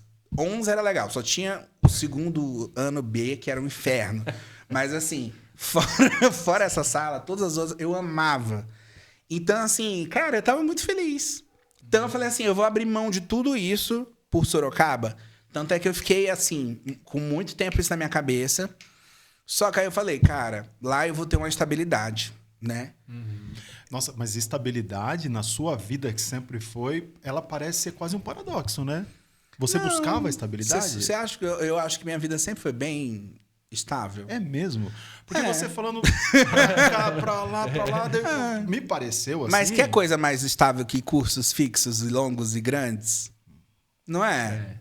Então, tipo assim, terminei o ensino médio, né? Que é o regular, fui pra faculdade. Vai ser 5 anos, já sei que 5 anos eu vou estar ali. Depois o mestrado, mais 3 anos eu vou estar ali. Então, acabou... São coisas garantidas ali. Né? São coisas que, tipo assim, podem ser muito diferentes uma da outra, em lugares diferentes. Mas, assim, são coisas que você tem Você olha pra frente e você vê, né? Daqui a 3 anos eu vou estar aqui. Então, assim, aí eu fui pro Big Brother, que foi, eu acho que a coisa mais fora da casinha, né? Principalmente porque a gente saiu de lá no meio da pandemia, The Walking Dead, o mundo, né? Foi nessa edição, é verdade. Foi, então assim, a gente saiu, tava tudo fechado, então assim... Vocês receberam a notícia da pandemia lá dentro do programa? Verdade. Na verdade eu recebi no palco, né? Porque eu fui o eliminado da pandemia. Né? A pandemia começou no dia que eu saí, inclusive. Nossa. Não tem efeito causal, tá, galera? Mas é isso, eu fui o último, né? O último que a Ana Maria recebeu, o último do Se Joga, o último que o Louro viu. O último Depois daquilo o mundo mudou, né? E o programa também. Também. Pra melhor, né? O programa. O mundo, vamos refletir. Fica pra você aí de casa. Mas aí você, então, decidiu pela estabilidade, indo pra Sorocaba trabalhar como psicólogo. Aí, cara, não contei, né? Aí eu, nesse meio do caminho, quando eu saí, eu voltei do Big Brother e tudo e tal, passei um ano mal, porque pandemia. Então, não tinha emprego, né? Saí do Big Brother. E sai sem dinheiro do Terminei- Big Brother? Ou sai, tipo, Sai- quem não ganha? Não, você sai sem dinheiro. A gente não ganha nada pra Não estar no ganha Big nada? Brother. Você ganha o que você ganhou de prova lá dentro. Graças a Deus eu ganhei algumas provas. Então, eu saí, tipo, com uns 15 mil. Entendeu? Mas só saí com o que eu ganhei de prova lá. Nossa, E com a achava influência, que eles né? pagavam, tipo, uma ajuda de custo por um período. Não, porque você... tem, mas é assim, é tão pequeno, tipo, sabe, você ganha muito pouco pela quantidade de semana que você passa lá, entendeu? Mas você ganha com rede social, né? Você sai com influência, né? Com... É, tipo, saí com 750 mil seguidores. Na verdade, assim, eu saí com 300 mil seguidores. Só que aí, quando eu saí, aí eu fiz algumas coisas, tipo, no meu Instagram e tudo e tal. Então, aí eu ganhei bastante seguidor. Mas hoje eu acho que estabilizou ali nos 460 mil. Não sei quanto é que tá agora. Procuro não olhar, porque é um negócio que me deixa ansioso. Procuro não olhar, mas é uma coisa que eu já também percebi que eu tenho que tirar um tempo pra me dedicar pra fazer crescer. Mas eu não tive ainda essa paciência, entendeu? Mas é uma coisa que eu talvez vou querer investir um pouco mais. E é isso. Aí, então, aquela coisa, né? Pensei, agora eu vou ser influenciador e tal. Só que não é bem assim, né? Ainda mais no meio da pandemia. Então, assim, era muito difícil você fazer uma publi ou qualquer coisa. Na minha edição, quase ninguém fez, porque as marcas estavam preocupadas, né? Não tinha vacina, o mundo acabando, né? Então ninguém tava. Soava até mal na época. Era uma coisa meio negativa. As marcas que não estavam fazendo campanha social e sim pagando influência, entendeu? Então, eu só fui fazer comercial no ano seguinte, quando o 21 começou. Aí sim, aí eu comecei a ganhar grana com publicidade. Aí fiz o comercial da HBO Max, da Americanas, Ruffles, tipo, aí eu comecei a fazer algumas coisas, mas até então não. Entendeu? E aí é isso, mas aí era uma coisa que eu não tinha um retorno de me sustentar daquilo. E aí eu via também os meus colegas de confinamento, que alguns falavam assim, nossa, tipo, eu entrei no Big Brother pra minha vida mudar e tudo e tal, não rolou, mas eu tô insistindo. Eu falei assim, cara, eu tenho minha profissão, tenho minha carreira, tipo, eu amo fazer o que eu faço. O Big Brother é, pra mim, uma coisa do tipo assim, vou lá, vou tirar o bônus do que rolar, mas não é a meta de vida, né? Tipo, tem gente que coloca essa... sei lá, essa ilusão na cabeça de, vou pro Big Brother, minha vida vai mudar. A minha vida mudou. Mas assim, mas não é a coisa transformadora. Muda porque, porra, você ficou exposto. Então, você ficou conhecido. Então, assim, muda. Não tem como dizer que não muda. Mas não é ganhar a Mega Sena, né? Pode ser pra Juliette, pode ser pro Gil, pode ser pra, sei lá, Rafa Kalimann, tipo, algumas pessoas que, sei lá, acho que furaram muito mais a bolha. Mas não é pra todo mundo. Então, assim, eu tinha essa consciência. Então, quando eu percebi, né, que aquilo ali não ia me trazer dinheiro suficiente, falei, vou voltar pra minha vida normal. Aí comecei a trabalhar numa empresa de relações públicas como psicólogo organizacional. Aí eu fiz a pós em psicologia organizacional. E aí foi muito legal. Aí fiquei lá, tipo, 1 ano e meio, acho, por aí. Cara, aprendi coisa pra caramba. Primeiro que, por ser de relações públicas, então fiz muita amizade com gente da imprensa, né? Porque, tipo, era imprensa, era mexer com influenciador, com várias coisas assim. Então foi muito legal mesmo. E você fala que era uma empresa muito bacana também. E aí é isso. Aí eu saí de lá. E aí eu tive uma experiência na prefeitura de Osasco. Aí eu trabalhei lá como arte-terapeuta. Aí eu trabalhava no Saica. Vocês sabem o que é Saica? Ele deve saber. Não sei. Não, sabe como assim? Saica, cara, é tipo... serviço de acolhimento de crianças. Criança e adolescente, sabe? O dia mais tranquilo que eu chegava lá, uma criança tinha enfiado uma faca na cabeça da outra. Era assim, era um negócio bem pesado. É que eu acho que daí cada lugar recebe um nome, o serviço, né? Né? Tem outro nome nomes, aqui? Qual? Aqui é o GAD, né? Que é o de acolhimento. Depende. É que depende, na verdade. Né? Enfim, alguns lugares chamam de abrigo, né? Mas abrigo não é legal, né? Não.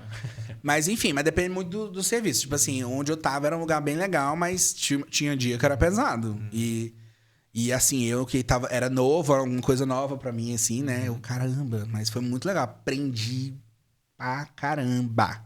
Aprendi muito. Você sai outra pessoa, né? E, enfim. E aí, o meu sonho de vida também, né? 2 sonhos aí, ó. Pronto. Estamos entregando 2 sonhos. Escrever novela e ser pai. Tenho esse sonho, cara. Quero muito ter família, quero muito ser pai. Eu gosto muito de criança, gosto muito de tudo relacionado ao universo de criança, cara. Eu adoro. Adoro atender criança no consultório também. Você tem consultório? Não, no consultório não. Tá. Mas você no trabalho. Achei que você podia ter um consultório não, particular agora não. Não, já tive. Mas hoje não. Hoje não. Mas o meu consultório que eu falo, entendi, que é a OBS, né? É um consultório. Você é psicólogo de postinho, tipo assim? Nossa! Acabou com a gente. Não, nós somos também. Nós somos. Você sabe que o pessoal zoa, né? Nossa, postinho, como assim, né? Pô, tem que tudo. A gente chama assim, né, Érico? Eu gosto. De UBS. Do postinho porque aproxima mais do território. Nossa. Tal. Pois a gente zoa. Tipo, teve um médico, uma vez que chegou lá, porque lá onde eu trabalho é UBS de manhã e IPA à noite. Aí chegou lá assim, vocês que são do postinho? Gente, com pé da vida. É mesmo. Será que aqui em Itapetininga é postinho só? Aqui a gente fala, talvez é uma questão regional. E é carinhoso, não é um jeito carinhoso de falar. UBS gente, meio... postinho, nós somos uma UBS, meu filho. Que tem tudo que você quiser, não é um postinho, né? Entendi, tá bom. É carinhoso? É carinhoso, viu? É carinhoso. Então aceito. Postinho é carinhoso e nós somos também, tá? Sim, eu sou pediatra de postinho aqui também. E você gosta de atender criança no posto? Eu gosto. UBS. Não, eu gosto também, né? Eu gosto de tudo, cara. Na verdade, assim, eu acho que eu gosto de atender muito criança, mas o que eu mais gosto é de atender homem. Tipo, eu tenho um grupo de homens. Agora, por conta da Política Nacional de Saúde do Homem, eu tenho investido muito tempo nisso, agora que eu tô querendo fazer um protocolo e tal para atendimentos lá na UBS e tal, que vai estar diretamente relacionado com o meu doutorado. Porque eu gosto pra caramba, cara. Eu gosto de quebrar a cabeça de homem, assim, tipo, porque tem muitos entraves, muitas coisas relacionadas a essa questão de masculinidades, que eu acho que é muito legal de se discutir, entendeu? Então, para mim, foi uma experiência muito marcante no meu primeiro grupo de homens, que eu vi, tipo, homens chegando extremamente brutalizados, extremamente irresponsáveis, sem cuidado consigo mesmo, com os outros, ou sem refletir em noções de afeto, de cuidado, e saindo de lá completamente diferentes e os familiares vindo me agradecer, tipo, falando, caracas, mano, como assim? Então, isso foi, pra mim, uma coisa transformadora. Então, a partir disso, falei assim, cara, eu gosto de trabalhar com homens. Aí eu meio que defini, assim, o que eu mais gosto. Mas, assim, se num dia eu tenho 10 pacientes, tipo, 9 vão ser mulheres. E o homem que tava lá falta. Entendeu? Então, por isso que é uma dificuldade a mais também. Entra até nessa questão que você falou dos entraves, do rusticão ali, o preconceito de se passar num psicólogo. Sim, total. Então, eu acho que até na realidade de vocês, talvez seja essa de ser mais feminino, a questão do atendimento, né? O homem é mais difícil de ele querer realmente... A não ser assim, o homem mais jovem, mais atualizado, vamos dizer assim, eu acho que tem menos esse paradigma. Mas determinada idade para cima, eu percebo isso, tem muito preconceito em se cuidar. Né? Homem é complicado, né? Porque ontem postaram no grupo dos psicólogos aqui da cidade de Itapetininga, né? Tem o grupo dos psicólogos. Nicole, se quiser participar desse momento, que é importante, você é a única mulher aqui, né? O quanto a mulher é cobrada, inclusive gasta dinheiro com beleza, com cabelo, com batom, com maquiagem, e nós, homens, parece que somos um ser largado no mundo, né? que não se cuida. Sim. Né? Mas eu acho que principalmente, assim, a menina, desde sempre, ela é incentivada a ter uma responsabilidade afetiva com os outros. Tem a ver com afeto. Né? A noção do cuidar, brincadeira, o bebezinho tem que dar de mamar, tem que botar pra dormir, né? Cuidados de casa. Então, assim, o brincar já facilita um contato com a afetividade. O homem não, né? É a luta, né? É o carrinho que bate, que derruba. Então, isso tudo, cara, parece uma coisa que é muito pequena, mas não é, né? Porque isso, em termos estrutural, acaba reforçando o machismo, né? O estereótipo do homem. O que precisa ser um homem. Então, e parece que não, né? Porque a gente vai se acostumando com essas narrativas e a gente não percebe. Então, assim, é sobre isso, né? Então, é sobre o quanto que a sociedade, de uma maneira geral, incentiva, inclusive, que os homens sejam assim, né? Então, é difícil, por exemplo, um homem, ele fala assim, nossa, eu tô sendo tóxico dentro da minha casa, né? Tô sendo ruim pra minha esposa. Eu tô tratando meu filho mal. Como assim ele tá tratando mal? Ele não trata mal, ele é o provedor. Então, mas o meu pai me tratava assim e eu não sou traumatizado por conta disso, sabe? Então, assim, são várias coisas que a própria sociedade reforça que ele tem que ser assim. Então, quebrar isso, cara, é muito bacana. É muito legal mesmo. E só que é um desafio, né? É um desafio não só... Que é justamente isso que eu tô começando a refletir agora sobre como atrair mais homens pro serviço, né? Pro SUS, pra UBS. Porque, assim, é isso, né? Vai quando já tá, assim, já um caso que tá bem mais grave, já tá bem necessitado mesmo. Mas aquilo, né? O UBS é prevenção, cara. É promoção e prevenção. Então, a gente quer mais homens interessados em cuidar. Né? Eu acho que essa é a palavra. Legal. Que trabalho importante. E aí, Nicole, isso aí faz sentido mesmo? Eu acho que é legal ouvir uma mulher nesse momento, Faz, né? nossa, a gente não tem noção de quanto uma mulher gasta para se sentir bem, para ter autoestima, né? Essas coisas. E essa questão da que a gente é uma geração sem trauma é a maior mentira, porque o que a gente encontra de homem traumatizado por aí, né? É muito... É só fala, né? Só continua essa fala passando, mas a gente tem uma geração bem traumatizada, na verdade. De homens traumatizados, relacionamento, né? E eu acho que é importante a gente trabalhar o machismo, essas questões, porque... o homem também sofre, né? O homem também sofre muito de não ter essa afinidade com o afeto, né? Com a sensibilidade que todo mundo tem, né? Então, todo mundo sai prejudicado com o machismo, não é só as mulheres, né? Eu acho legal. Perfeito. E curioso uma coisa que eu estava pensando aqui, até na nossa profissão, né, Vitor? Psicólogo... Na formação são mulheres, né? A maior parte, como enfermagem. Aqui, nós estamos não é muito comum. Aqui, Médico também, né? Médico também. O CFM divulgou, né? Que agora Pediatria, passou, né? A quantidade de médicas. Tem mais médicas do que médicos agora. Pediatria, especialmente. Pediatria... Quando eu fiz pediatria, era eu e mais um no meio de 10 mulheres. Aí depois eu fui fazer alergia, era eu e mais 8 mulheres. Quase que eu tava menstruando. Nossa.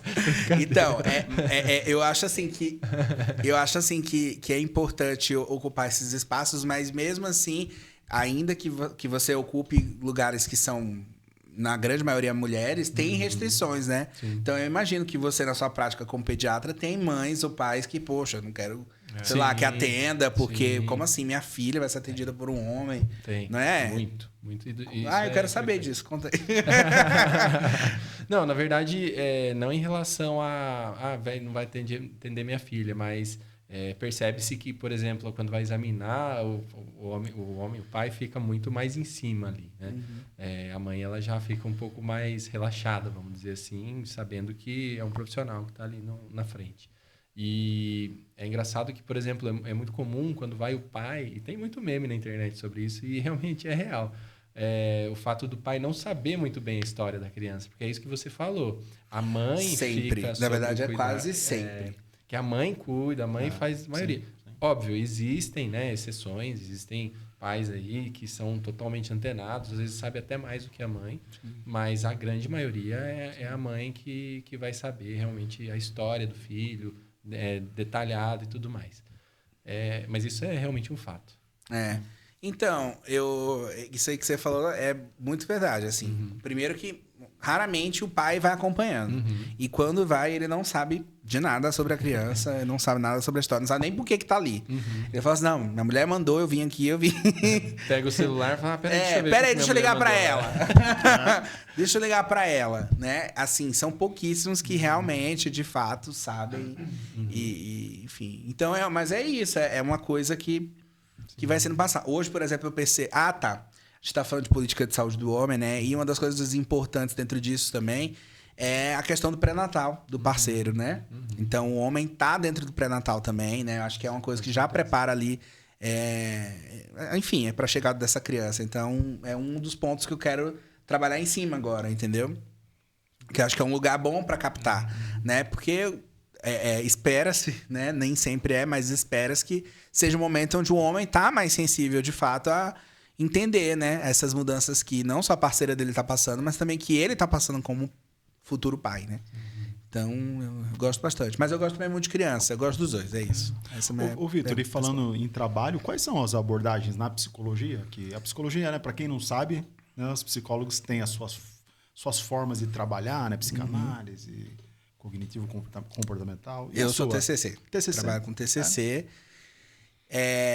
E sigo muito mesmo, porque eu sei que tem algumas pessoas que só seguem algumas coisas. Eu sou que nem ele é psicanalista real oficial, que ele diz. Eu sou o TCC real oficial. Vocês não vão brigar, né? Porque psicanalista e TCC às vezes tem umas briga, treta, né? Não briga, né? Não, briga sim. Briga. Eu não brigo, mas, Você não briga. mas a categoria briga. A categoria você não briga. A também, categoria né? briga. Eu acho bobagem, assim. Eu acho que são saberes complementares totalmente. E é isso. Não tem como negar o inconsciente, assim como não tem como negar a importância Observável ali, das contingências. Então, é sobre isso. Mas, assim, eu gosto muito de grupo, né? Então, assim, o meu grupo, ele segue o modelo da TCC, né? Que é psicoeducação, então, voltado realmente a questão dos sintomas, a fazer com que os pacientes ali estejam dentro de um processo de reabilitação com aliança terapêutica, né? De sentar ali com eles e definirem junto com eles quais são os objetivos terapêuticos, de como que eles querem sair dali, né? E qual o tempo que eles acham que em conjunto, né, dentro da terapia, a gente vai conseguir fazer isso. Claro que assim, né? Como a gente está num contexto público, então a gente tem que estipular, né, um número ali de sessões. Então eu trabalho com 16 sessões, né? Então é o período que eles vão estar ali, né? Caso não dê certo ali, aí eu já entendo que é uma situação de talvez transferir ali para um CAPS ou algum outro serviço que possa talvez abarcar, visto que já não é um caso tão leve, né? De prevenção e promoção apenas, né? Talvez seja mais complexo um pouco. Então, a UBS recebe casos leves e moderados. Então, assim, ok, né? Tem como a gente fazer um acompanhamento ali breve, mas se realmente for se tornar uma coisa que é maior, aí não tem. Mas, cara, eu vou te falar, nesse 1 ano e meio de UBS, muito difícil não resolver, cara. Tipo assim, pelo menos, eu acho que se eu tive 2, 3 pacientes que não resolveu, tipo, que não saiu da terapia bem, assim, no período estipulado. Que legal. É muito pouco. Porque eu sou chatinho, viu? Poxa. Pega no pé. Eu tive um psicanalista uma vez que eu aprendi, inclusive, isso com ele. Você precisa levar a sério a terapia, né?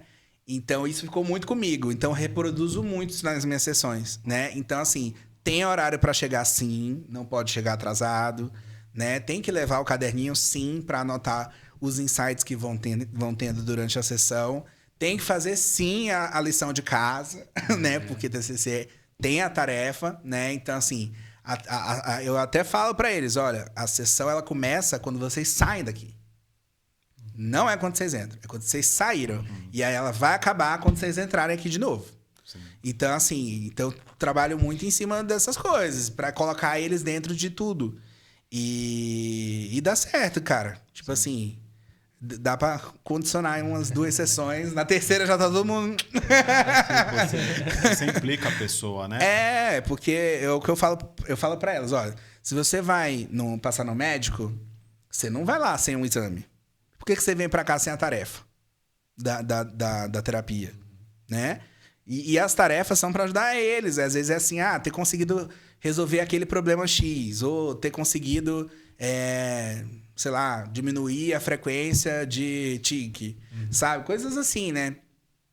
Enfim, então são benefício deles benefício total deles, não tem nada a ver comigo.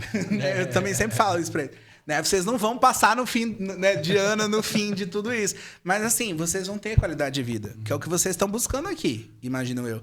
Então eles aderem, cara. Tipo... E por falar assim em sintomas e contingências e tal, e como é que foi assim, o que você mais sentiu no Big Brother assim? Você acha que eu era o rato, né? Eu era o rato, me jogaram na caixinha de Skinner. E aí eu levava choque todos os dias. E produzia o que pra você? Assim, mais uma... Estímulos aversivos o tempo inteiro, óbvio, né? O Big Brother é isso, né? Ele nada mais é do que um comportamento operante o tempo inteiro, né? Porque é isso, a produção tá o tempo todo ali manipulando as situações pra te deixar perturbado emocionalmente, né? Então, tira comida, né? Bota frio, vai pra xepa, e é intriga, você precisa escolher quem é o seu amigo. É eles dois. Não, só pode escolher um. Pô, e agora? Né? Sabe? Então você precisa lascar com alguém, quem é que você quer que durma fora da casa? Quem é que... Entendeu? Então o tempo inteiro você tá num eterno... Provocação, né? Provocação. Mesmo. Você tá numa parada que não tem como você... E ter uma esquiva ou uma fuga. Você tem que enfrentar. Então, assim, não tem como pipocar. Você tem que enfrentar. Então, assim, são coisas que você não faz na sua vida real. Quando alguém fala assim, o Big Brother é real. Não é real, gente. Né? É um universo produzido, é um universo paralelo. Na nossa vida, a gente não fica eliminando uma pessoa a cada semana, pô. Se você faz isso, você tá errado. Né? Então não é. Você não tem que ficar brigando e botando dedo na cara das outras pessoas. Você não tem que ficar fazendo de tudo pra, sei lá, aparecer. Você não tem que...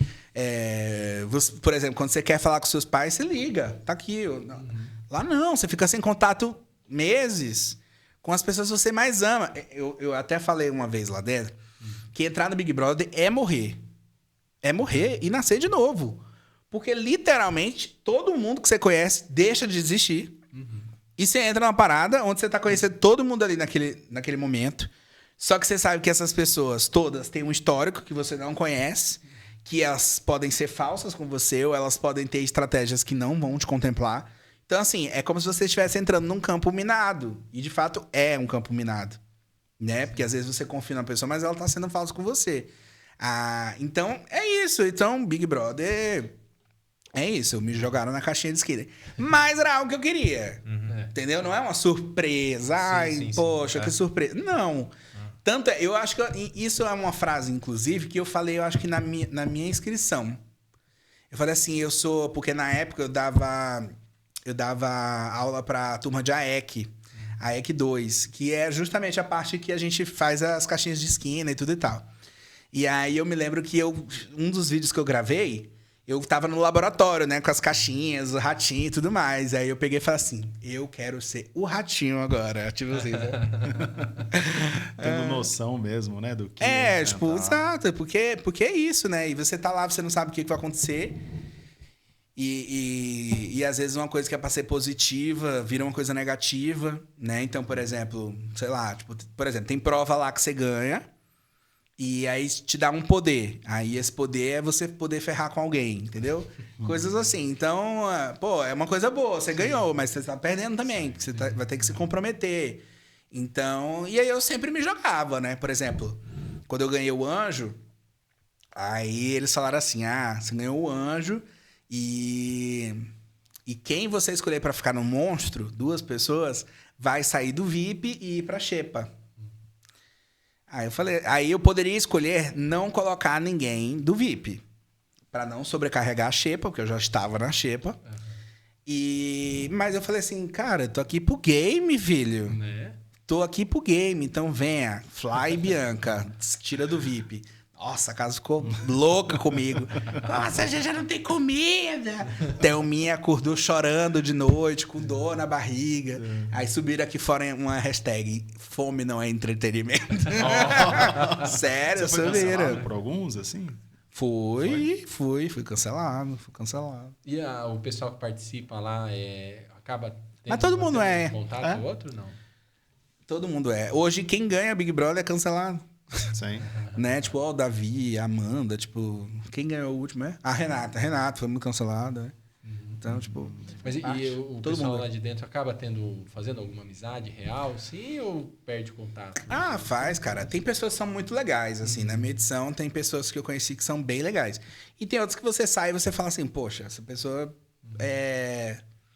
não é exatamente o que parecia, né? Então, faz parte, acho que... Mas isso eu acho que é uma coisa da vida mesmo, Sim. né?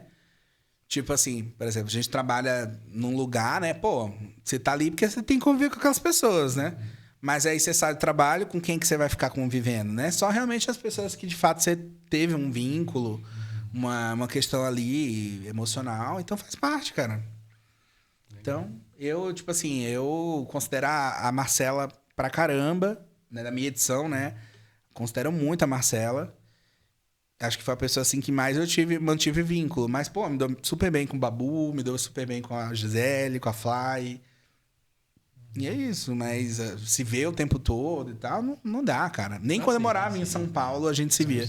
Agora em Sorocaba menos ainda, né? E... Pode falar. Não, eu queria saber só se você ficou satisfeito com a sua participação, o que você fez, se você pudesse, né, mudaria algo, o jeito. Eu respondi isso ontem na entrevista que eu dei. Mudaria meu cabelo. Começa por aí. Porque como eu falei, eu tava em preparação pra série, né? O Tudo por um Momento. E eu ia interpretar o Urias, que é um drogado, né?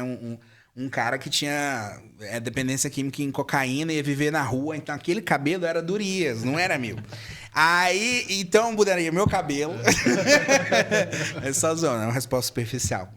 Não vou dar essa resposta. Mas eu mudaria questões que eu tive em relação à minha religiosidade. Em alguns momentos, lá dentro, eu tive alguns conflitos assim com a minha religiosidade, com a minha espiritualidade. E eu acho hoje que isso foi uma bobeira, assim, eu não deveria ter tido, né? Às vezes eu me preocupava, sabe, assim... Poxa, o que será que vão pensar de mim na igreja? Essas coisas assim, sabe? Sim. Mas não era uma coisa que era tão relevante, mas não sei, de alguma forma eu coloquei isso na minha cabeça lá dentro. Então, acho que isso. Mas pro público não foi uma coisa que talvez eles diriam que eu deveria mudar. Mas pra mim foi. Mas pro público eu acho que eles talvez diriam assim... Sei lá, ter me aliado a um grupo. Mas não me aliaria. Eu tenho muito orgulho disso. Eu não concordava com os 2 grupos que tinham na casa. Então, o fato de eu não ter ficado em nenhum grupo, pra mim, é um motivo de orgulho. Mas pra quem é meu fã e fala, nossa, nada a ver. A estratégia não foi boa na visão de alguns. Não foi. Mas pra mim, era o que fazia sentido. Não teria como eu fazer diferente. Sim. Mas, realmente... Hoje, se eu entrasse de novo, ainda que eu me ferrasse bonito, eu preferiria ficar num grupo. Porque aí eu acho que você tem mais chance, né? Porque querendo ou não, o grupo o grupo se protege, né? Mas eu não... Pra mim, não era algo que fazia sentido pra mim, então... E você contou da sua história aí, lá no comecinho, você já começou na questão de missões, né, na igreja. Você permanece na religiosidade, na sua... Cara, religião? não muito. Tipo assim... Quando eu fui pro Big Brother, foi ano da pandemia, né? Eu ia pra uma missão em julho na Mongólia. E esse é o meu primeiro asiático, né? Que eu ia fazer. E aí, quando a pandemia não teve. E aí, por conta da pandemia também, acabou esse programa que eu fazia parte, né, do Change Your World. Porque, inclusive, o Braguinha, né, que é esse cara que era meu chefe, o pró-reitor lá da faculdade, ele saiu de lá, né? Não sei se ele aposentou, não sei o que aconteceu. Porque eu também já não era aluno, eu ia porque... uma vez aluno, para sempre aluno. Mas... porque é isso, o NASP é uma comunidade, né? A galera, assim, é para sempre, né? Você foi aluno lá, é o lema deles até, né? Eu sou o NASP. Então, todo lugar que você vai, você é o NASP. Então, era isso, assim. Então, acabou. Aí não teve esse da Mongólia, e aí não teve do ano seguinte, não teve depois, e não teve mais. Aí, por isso que eu não fui. Também não tenho muito mais contato com o pessoal lá. Tipo assim, eu queria até ter mais, mas, pô, São Paulo, não tem como ficar indo sempre, né?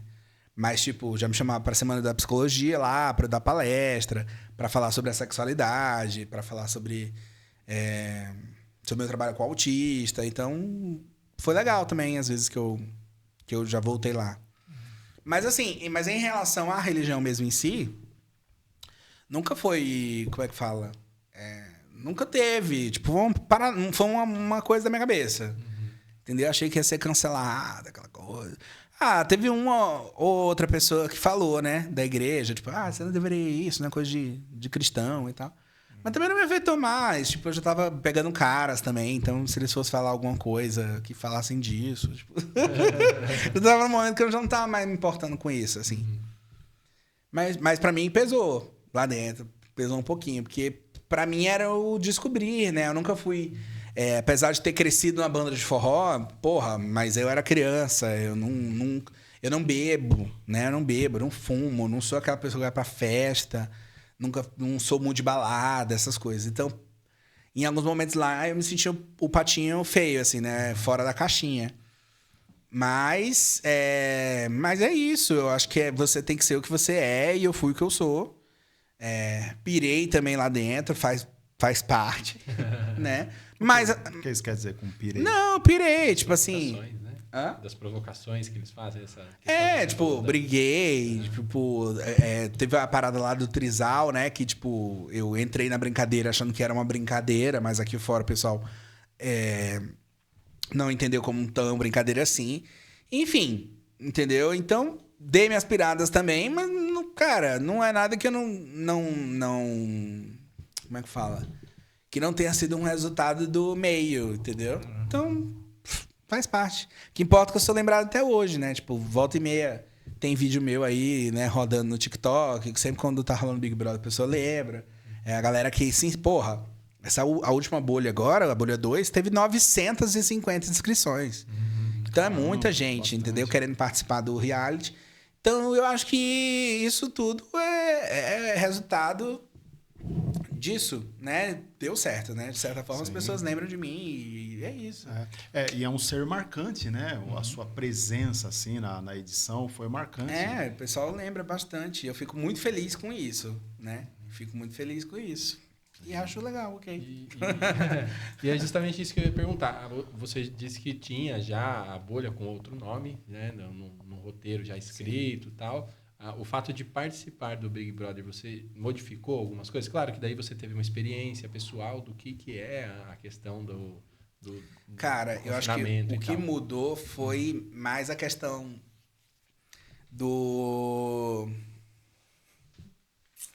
da preparação que eu acabei fazendo com as pessoas em relação a hate.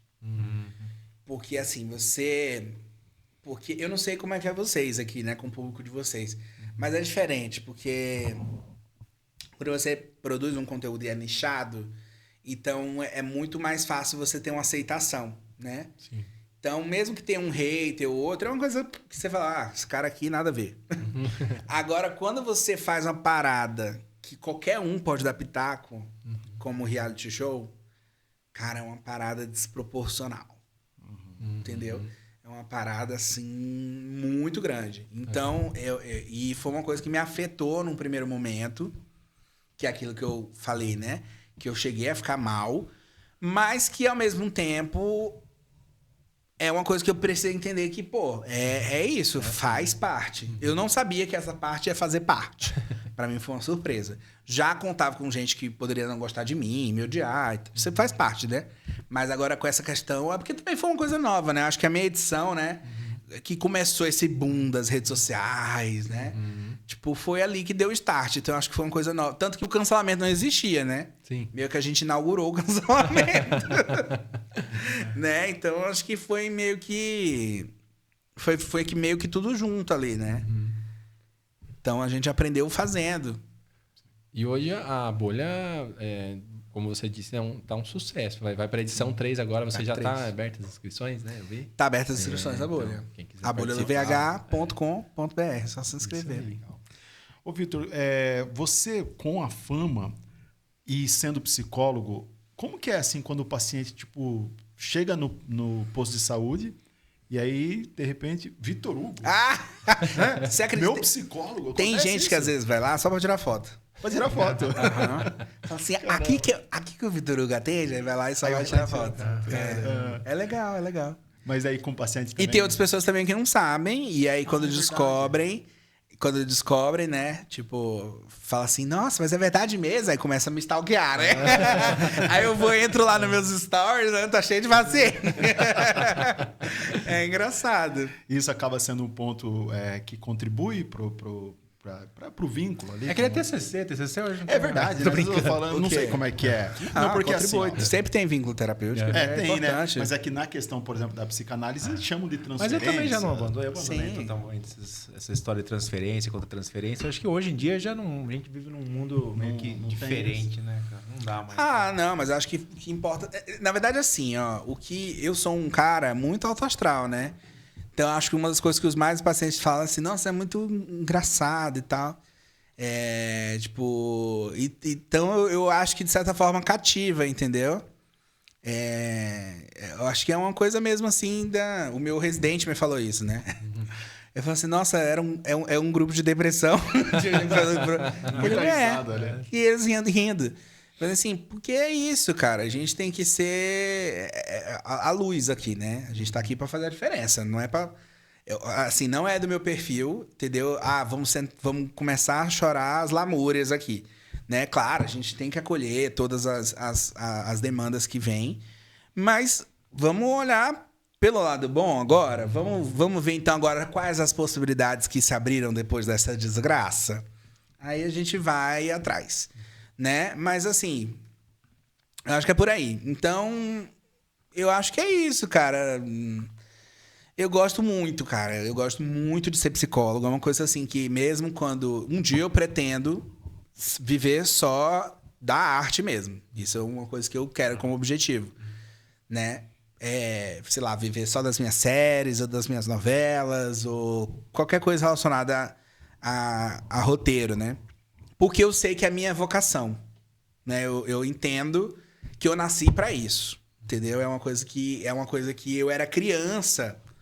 E, tipo assim, eu pegava os bonequinhos, tudo que eu tinha e tal, e eu contava história. Então, eu inventava os núcleos, as novelas, sabe? Tipo, quando eu era adolescente, eu fazia o terror na rua lá da minha avó. Porque eu chamava todo mundo, fazia teste de elenco. Vamos lá, teste de elenco pra minha novela. E aí, juro pra você, eu era assim, cara, 10 anos de idade, 11 anos de idade. E aí... E aí era isso. E aí eu botava o pessoal pra se beijar. Um beijo técnico. Cena de afogamento. Sabe? De morte. Aí botava o ketchup. Entendeu? Eu sempre fui desses. Então eu sei que a minha vocação é isso. Né? Então, assim, pra mim, uma das melhores coisas que eu já tive, assim... De prazer índigo, sabe assim? Que é aquele prazer naturalmente bom, sabe? Que você não precisa fazer esforço. Foi o dia da primeira leitura de roteiro do Tudo por um Momento. Pra mim, eu nunca vou esquecer esse dia. Foi ali que eu falei assim, cara, eu nasci pra isso, eu não tenho dúvida alguma. Porque eu gosto de comédia, né? Então, assim... a gente reunir todo o elenco, direção e tal, e a gente foi ler o primeiro capítulo. E a galera se acabava de rir, tipo, todo mundo ficava muito animado com seus personagens. E, pô, acabou ali o capítulo, eu falei assim, mano, é isso. Sabe, tipo, sei lá, mano, eu gosto demais. Mas eu amo também ser psicólogo. Eu amo ser psicólogo, entendeu? Só que eu acho que, assim, psicólogo não acho que é vocação. Acho que é mais meu, sei lá, minha missão, sabe? Talvez. Eu acho que ser psicólogo é minha... Porque, assim, eu comecei a atender nas missões, né? Que a gente ia pra Chile, Bolívia e tal. Então, eu ia pra atender, né? Então, a gente... pessoas em extrema vulnerabilidade, né? Então, a gente ia atender essa galera.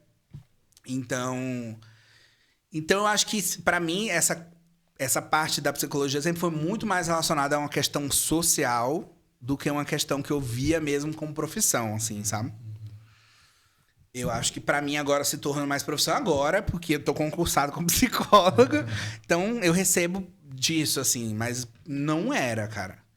Tanto que pra parte do período que eu fiquei lá no Saica, mano, tipo, eu não ganhava bem o suficiente. Tipo, eu tava lá por missão total. Porque eu sentia que fazia total sentido pra mim.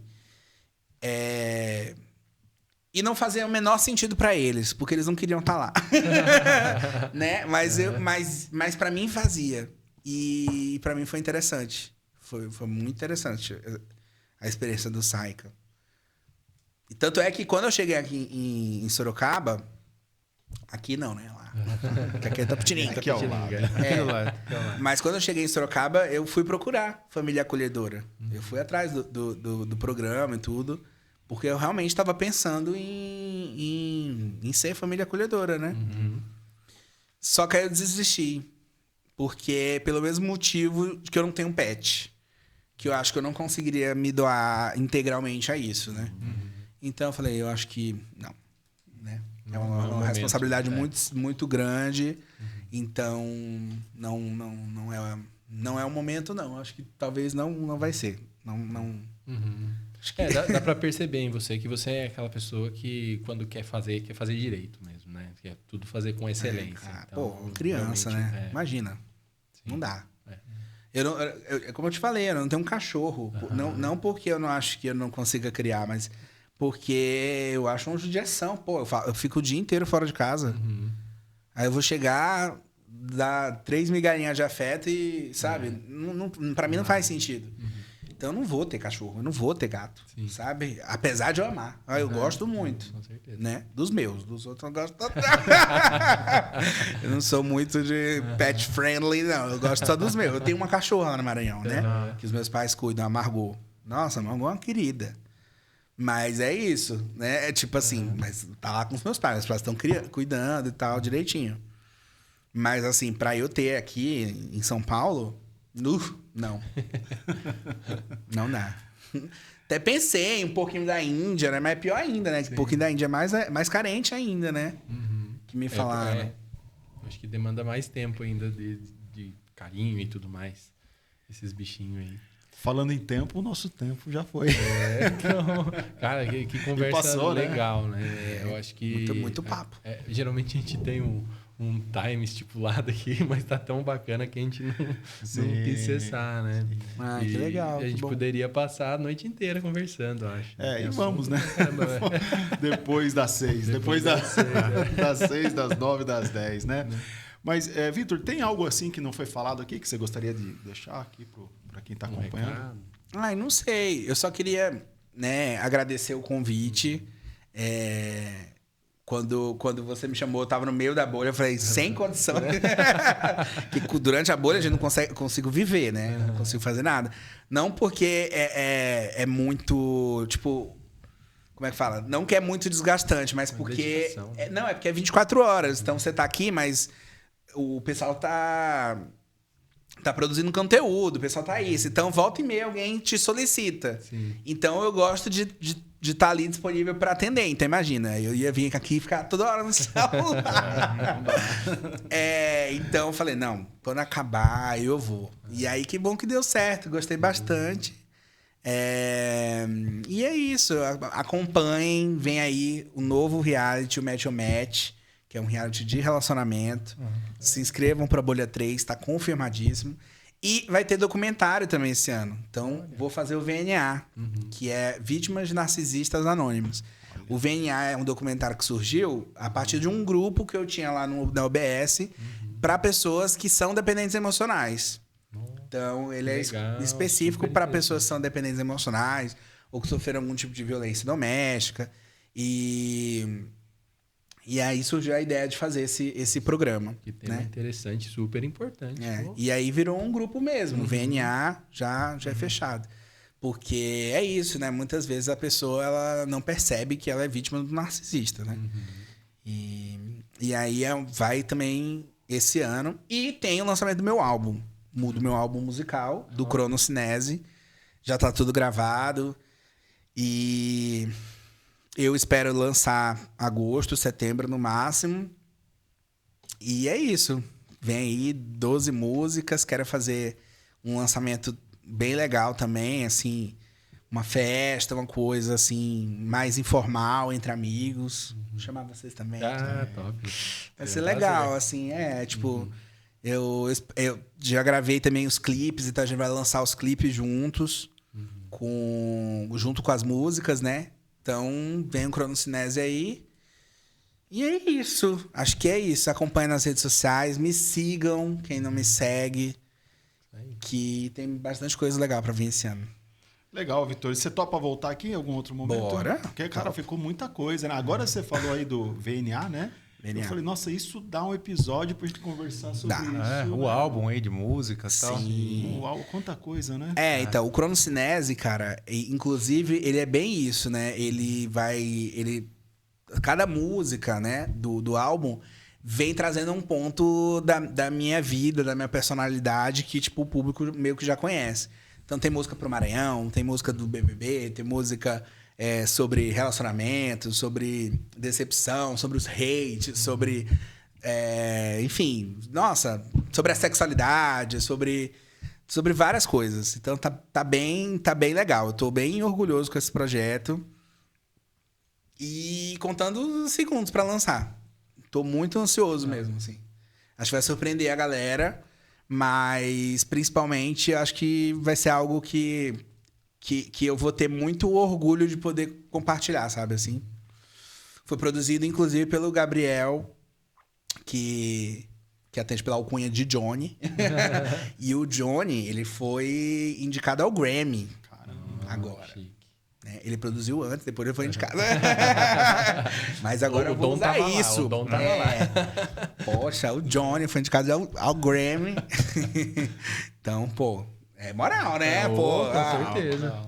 Não, e acho Meu que álbum isso, produzido por um cara que foi indicado ao Grammy. não é? Eu acho que é isso, tem que aproveitar mesmo a onda. E agradecer mais uma vez a sua presença aqui. A gente sabe que, né, para você é um empenho de vir aqui, uma pessoa multitarefas.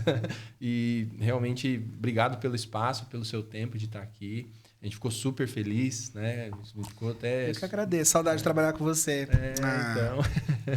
E assim, cara, mais encantador ainda saber tudo que eu não sabia da sua parte da história, né? Uma pessoa super batalhadora, que vai para cima, que não tem... né? Não tem limites. Né? Sem limites. Total. Sensacional. Meus parabéns. Gasolina, né? Movida a gasolina. Movida a gasolina interna. Diga isso. Então, parabéns e muito obrigado de estar aqui com a gente.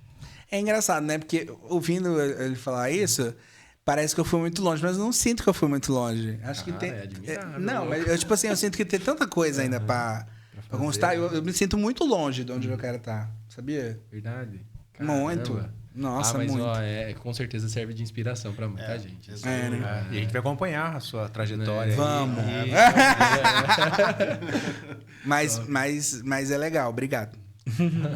Então é isso, pessoal. Obrigado, Nicole, aí na nossa técnica de imagem e som. E obrigado a vocês que nos acompanham. Eu peço que vocês se inscrevam, né, no canal aí, sigam no Instagram também, depois das 6. E Vitor Hugo, um grande brasileiro aqui, contando a sua história, inspiração para nós e para todos. Muito obrigado.